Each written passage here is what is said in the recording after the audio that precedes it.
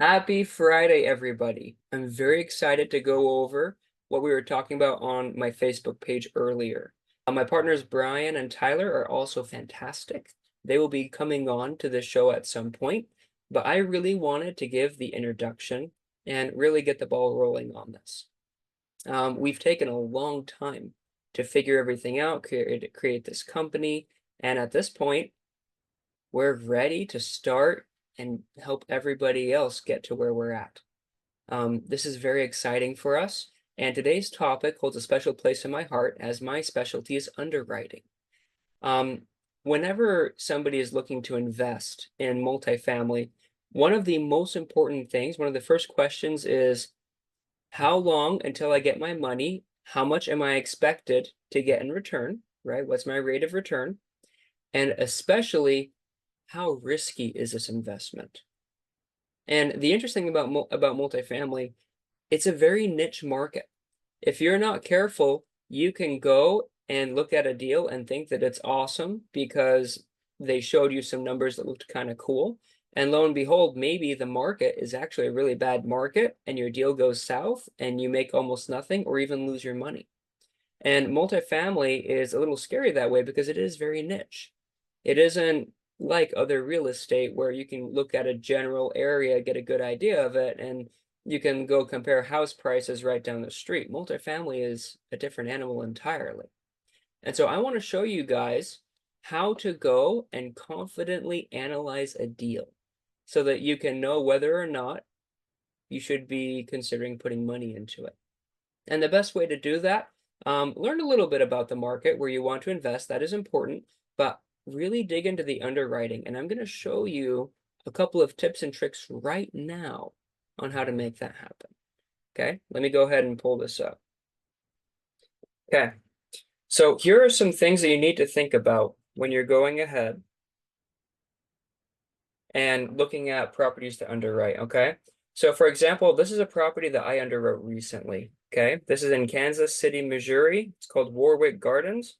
And we are targeting Kansas City is because it has steady increases over time and because I know that there are massive companies moving into this area.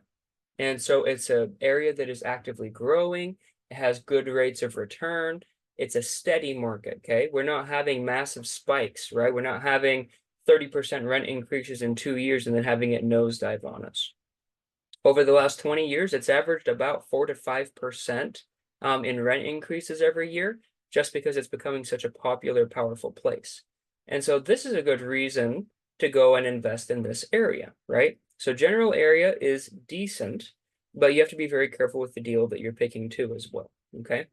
So Kansas City, good area. One huge highlight, Google is putting a new data center there, and a lot of people that were previously in Silicon Valley, over in New York, like tech companies are actually starting to move to the Midwest. And one of those areas is Kansas City. I mean, the data center from Google alone will provide hundreds, if not thousands, of jobs. And there are other big companies coming in as well. So this is an area that we call a path of progress. And that's a really good sign when you're going deal hunting, okay? So just as an example, first off, crime info. It's always a good thing to go and look up the property that you're looking at. If you type in, for example, Warwick Gardens, Kansas City, Missouri, and the first thing that pops up in Google is a double killing or a murder or some other bad news story, that's pretty bad. Like you typically do not want to go and invest in a property that has really bad news attached to it, okay? Because the second that somebody looks at, oh, that doesn't look like a bad place, and then they go research it before they sign the lease and go, oh gosh, people are dying there. I want nothing to do with this place, right? So checking out the crime is a really good first start because it's so easy. It doesn't take you very long to go and look up crime stats and type in the name. And so that's a really easy qualifier that doesn't take much time. So just in general, I look at 3 different areas. I look at the general crime map, like, essentially it's showing how bad the crime is in this area. Big cities are almost always going to be D-level crime in almost every single case. It's just the way it is. You can sometimes get into C levels and F levels, right? So you'll see in this case, this property, It's right here sandwiched between a D minus and a C level property or C level areas. And it itself, it's basically a D. So this is not a bad area for a big city at all. If you actually look at most of Kansas City, the majority of it is bright red, like over here. All of this stuff, lots of crime, right? F rating on the crime scale.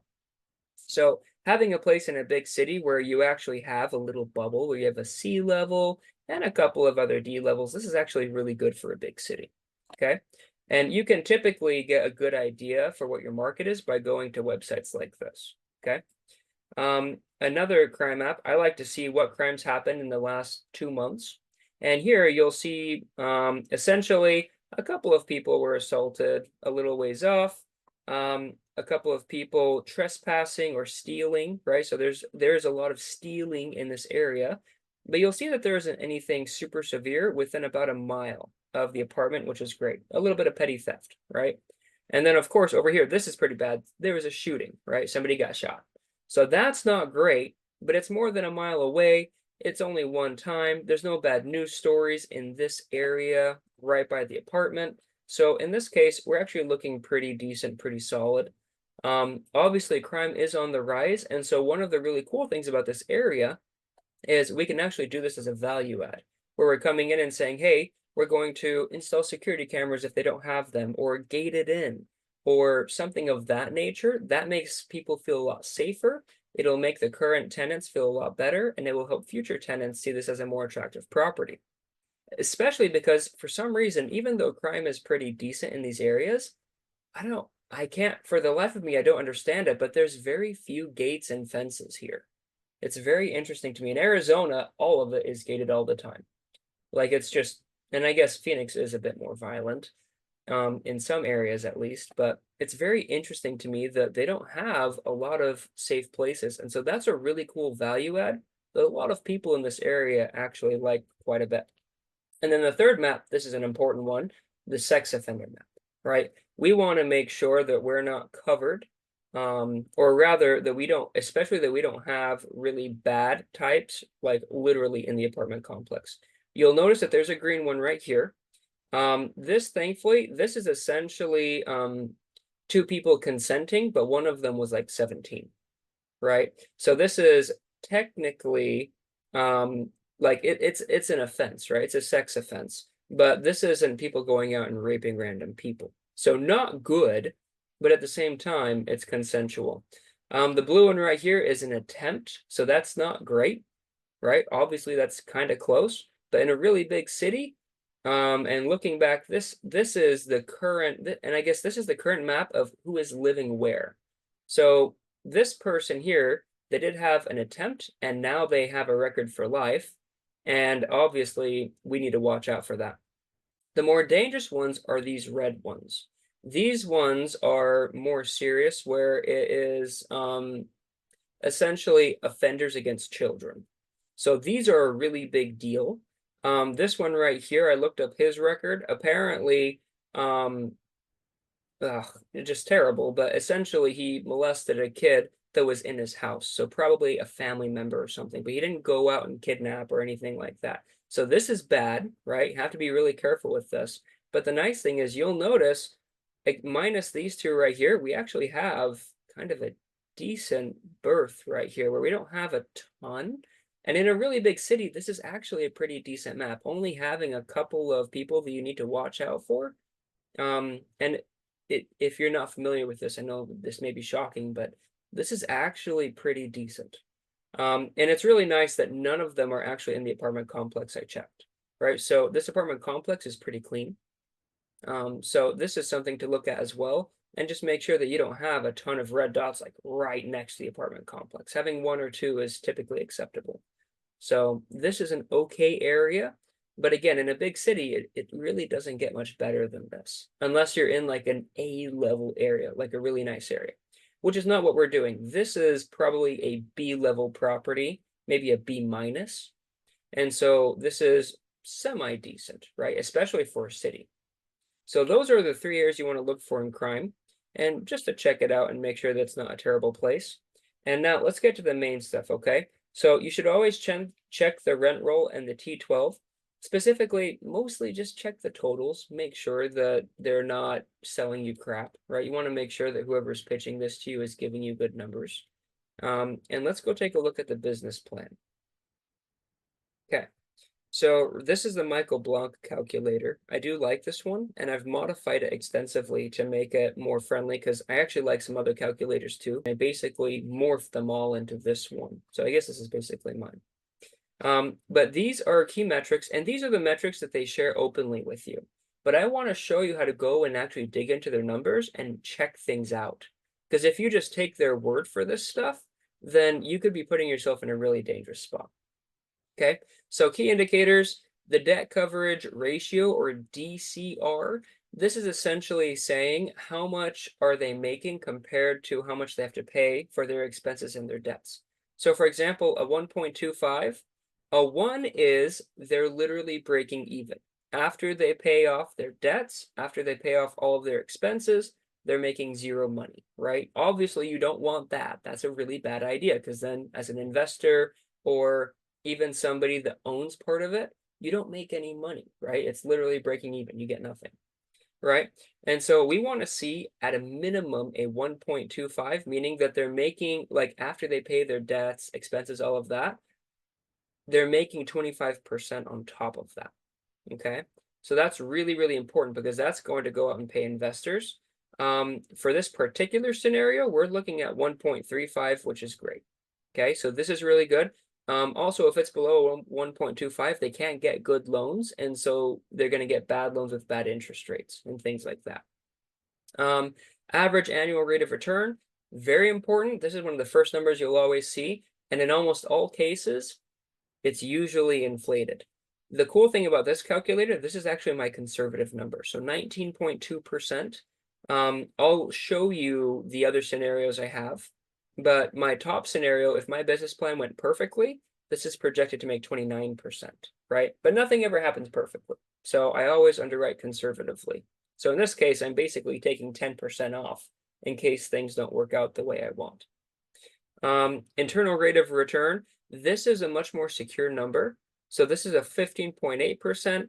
This is very important to look at. If there's a big discrepancy between the AAR and IRR, there may be an issue. So keep an eye out for that. Expenses, this is the only area where I technically have a red spot, and it's because they want you to have at least 50% underwritten for expenses. But when I looked at this, it really is looking like it's like 0.3% less than 50%. So as long as the real danger is if you start seeing anything less than 45, then you need to really be concerned because their underwriting is probably off.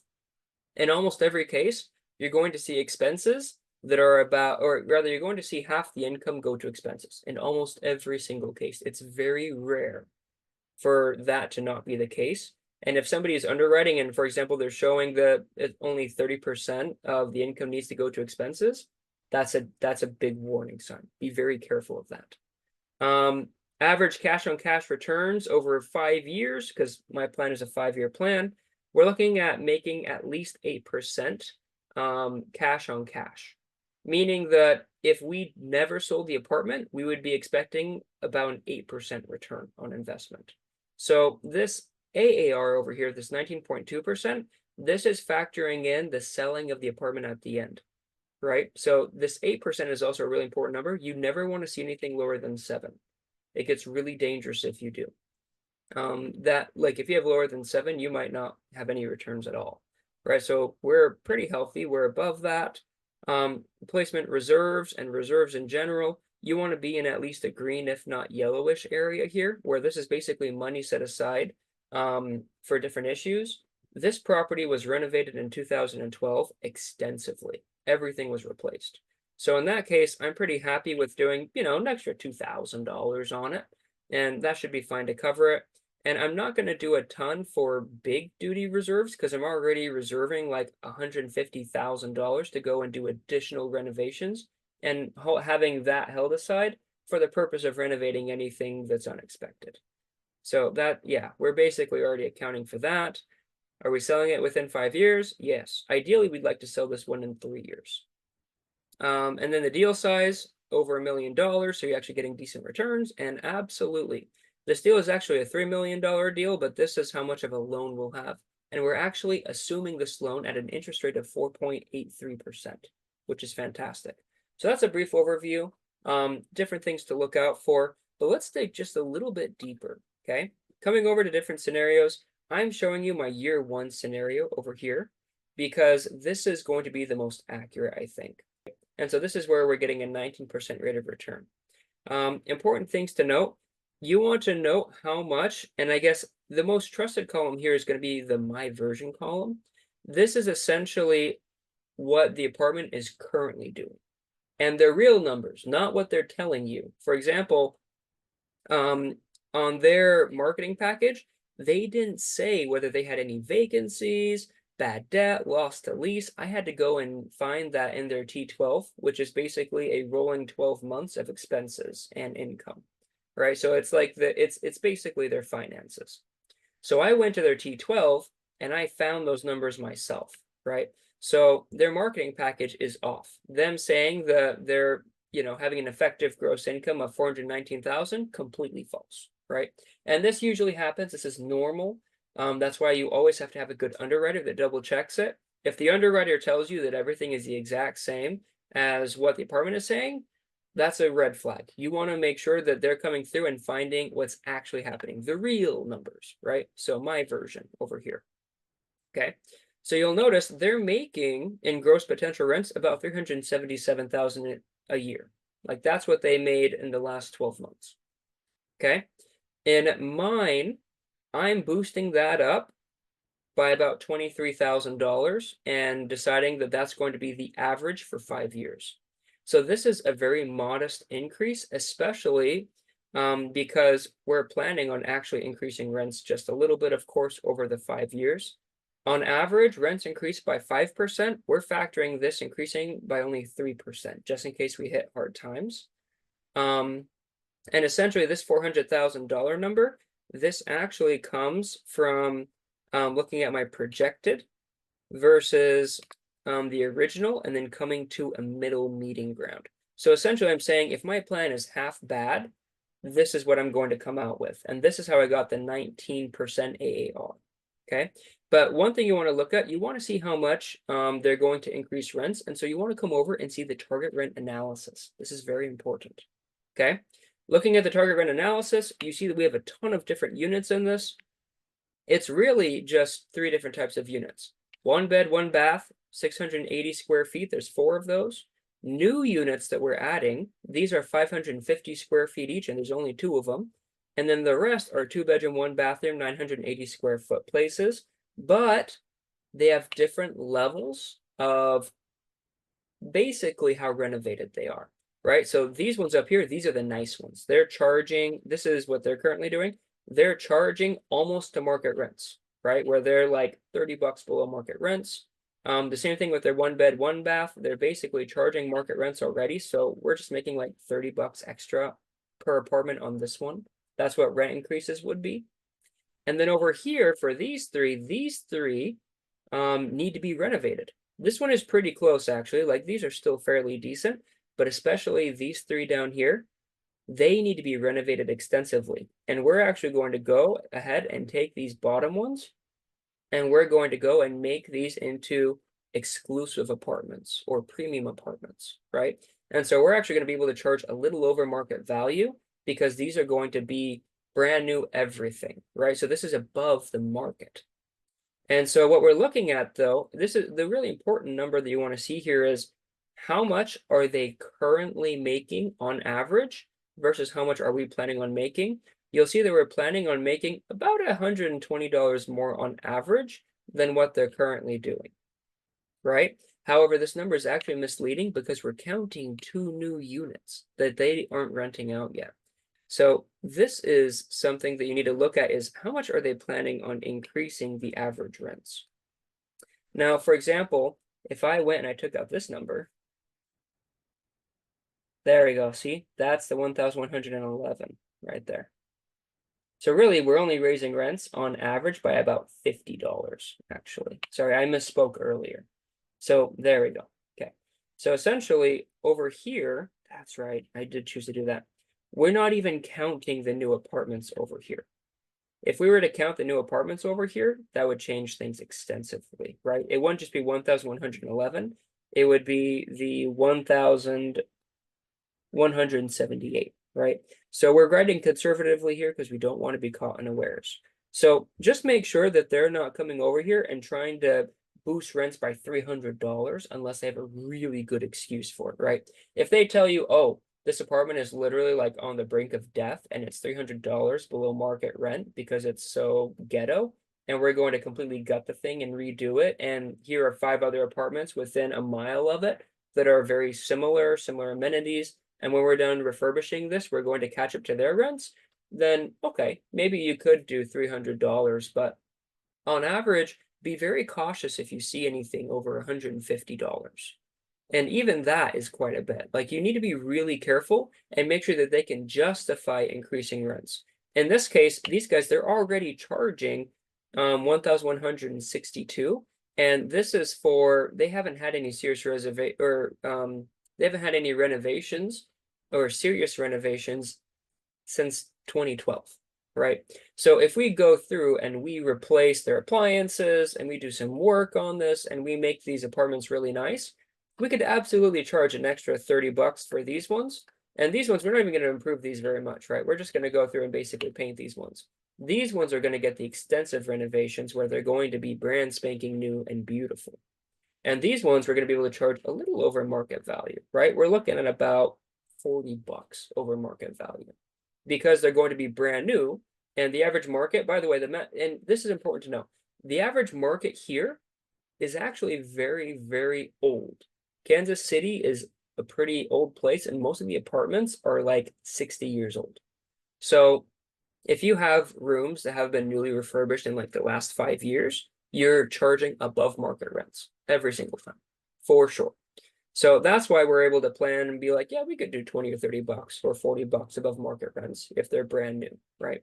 But you definitely don't want to see crazy numbers like $300 and $500. Like that's insane. So you need to come through and make sure that what they're projecting is achievable, right? And again, this number over here, I'm saying we could go $40 above market rents. This year one scenario is essentially if we basically keep things the same, right? So that's pretty darn cool. You also want to look at their other income columns. Sometimes they'll spike these to ridiculous levels. In this case, I'm factoring on making an extra 4,000 because we're going to provide new services for them, okay? And also increase some of their services. For example, for their one-time pet fee for new clients or for new tenants, they're charging like 125. The other apartment I just underwrote a few weeks ago that ended up being too expensive, I didn't want it. That one, they were charging $400 for new rent fees or for new pet fees, which is a lot. I think that's too much, but this is way below market rent. And so essentially for new tenants, not the existing ones, for new tenants, we would boost it by $125 to a total of 250, which is still about $100 below market value for animals because we don't want to, we're not trying to cheat people or hurt them, but we also do need to be competitive, right? So that's something to look at as well as how are they increasing their additional income. For example, this 56,000 right here for my projected versus their 42,000, that's a lot. You need to go and double check and see how they're doing it, right? And so in this case, I have all of that written out down here on how I'm going to increase the additional value. Essentially, what we realized is they're actually they're getting a lot of charges for their utilities, which is called RUBS. That's when you're billing back for utilities that they're not getting reimbursed for. There's no real common areas in this complex. It's literally a big building and there's some hallways so people can get to their rooms. So, and then there are some lights in the courtyard, right? But utility wise, it doesn't make sense to split the bill 50-50 at all because there's almost nothing that the apartment is actually using. There's no office. There's nothing, right? You have to call in to actually go to this apartment because it's too small. It only has 26 units. So they don't have an office in it. So in this case, we bump it up to 70%, where we're paying for 30% of the property utilities, which is still probably too much, but we don't want to hurt clients, right? increasing their bill by $16 a month to help recapture some of the fact that they've actually been underpaying, that's not going to break the bank. The other thing is we also want to do a utility conservation program and charge each of the clients $25 a month. But with this caveat, this is actually going to lower all of their bills, their water bill, well, specifically their water and their electrical bill, right? And so the really cool thing is we'd be charging $25, but the goal is to save them $25 or more from their current utility bill by decreasing all of the utilities of the whole property. And so if we take this at face value, the business plan right now is to increase rent by about $40 a month to cover these two expenses, but then have that more effective utility bring the costs down, right? So we're trying really hard not to hurt our tenants. We don't want to hurt them. We want to be nice to them.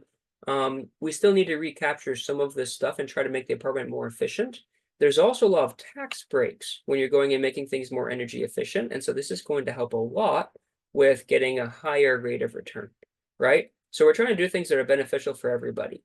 Also, people love new appliances, right? Some of the stoves in there were really old, dishwashers, all that jazz. And so this is really, really cool because this is giving the tenants new stuff that they love. It's bringing down all of their utility bills, and it's going to make it so that this is not a rough transition that hurts them. And it is also very beneficial to the energy companies, to the environment. It's beneficial to us because we're saving money on utilities.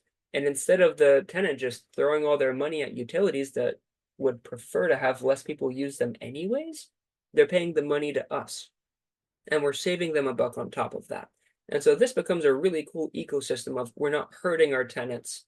Instead, we're giving them new stuff and they're basically paying like 10 or 15 bucks a month and extra for the new stuff, right? So trying to make life as good as possible for the tenants without hurting them. As we increase rents, again, the increase is very minimum. For the apartments I showed you up here, for the ones that we are going to charge quite a bit more for, remember, these ones are ones that we're going to renovate. So this isn't like we're spiking the price up. We're going to give the tenant 3 to 6 months of advance notice and let them know that at the end of their lease, we're not renewing it because we're going to do renovations. And then we can help them find places to move to, right? And so that's something really cool. Also, a note about this area, we can't discriminate based on credit score or whether they have government assistance, which is both good and bad. It's good for the tenant because it ensures that we can't just reject people that we don't know for those reasons. And so it's really good for tenants in this area because let's say that we do have to kick some people out and we have to give them 3 to 6 months, they're going to be able to go and get another apartment quite easily compared to in other areas. So it makes it really nice to help move out these, let's see here, 14 apartments. We're going to go renovate these 14 apartments, right? So these ones where they're going to have higher sticker tags, we aren't going to be jumping the rate up. We're going to be helping them leave within 3 to 6 months. And then we're getting new tenants that are excited to pay these rates for really nice apartments. And then for these guys, like I said, raising the rents by 30 bucks over an average, like it's just raising the bucks by 30 bucks or raising the rents by 30 bucks, raising the rent by 5 bucks. Like these are not numbers that are going to kill people, right? So we're keeping this very manageable for the current tenants that we want to keep. So trying really hard to be as kind to tenants as possible. That's a huge goal. And then, of course, you'll see over time we're going to increase the fees just a little bit every couple of years to ensure that we're keeping up. But yeah, the goal is to find win-win solutions, right? Things like saving on their utility bill so that we benefit, they benefit, the electric company and other utility companies benefit. That's the goal. Find win-win solutions wherever possible. And with these numbers, we end up coming, as I showed you earlier, to having an AAR of 19%, which is really cool. Oh, actually, sorry. With those numbers I just showed you, we're actually looking at an AAR of 30%. Sorry, not 29, 30. So if this business plan went perfectly, like I showed you, we'd actually make 30% on this, right? But always be conservative. Very vital. And it's almost impossible to perfectly plan for everything. And so when I go and pitch this to other people, I'm going to be showing them my very conservative estimate of 19%. And we'll be telling investors that they can expect to see around 17 to 19% if all goes well. And that way, if we come on and say, hey, something really bad happened, sorry, you're still making 19%, right? That's kind of the goal. Try and make sure that we're keeping people happy. And guys, that's essentially the basics. I talked a little bit more than I was expecting to, but this is the basics of what we're doing. And I hope that you found this very informational. If you have any questions, leave them in the comments below. I'm happy to answer them. But this is an overall view of how to go and really look into these apartments. Okay. I want to make sure that it's really clear. Multifamily is amazing. You can make incredible returns, but you have to be really careful because it is very niche. Um, Typically, you see, for example, this is a value add property, meaning that it needs renovations. And for these properties, you can see really high returns as long as you get a good sales price. So you also want to look at the type of loan that they're looking into, the length of it. For this one, we're going to assume the loan and it comes due 2032. So it comes due in like 8 years, right? So this is more than enough to cover our bases. If in 5 years things aren't working out, we have another 3 years to either refinance it. We can do all kinds of things with it, right? And so that's what I'm looking for, is I'm looking for safety. Hopefully it's a short-term hold. If there's an issue with it, we can easily make it into a long-term hold. And that's what we look for, right? Plan A, plan B, plan C. Make sure that you're protecting everybody involved. We don't want to hurt the new tenants, right? We're not jacking up their prices crazy amounts. We're trying to figure out ways to make it win-win for everybody. And by doing this, I truly believe that we do get the best rates. So leave your comments below. Let me know what you think about it. Thank you again for taking the time to watch this, and I'll see you next week.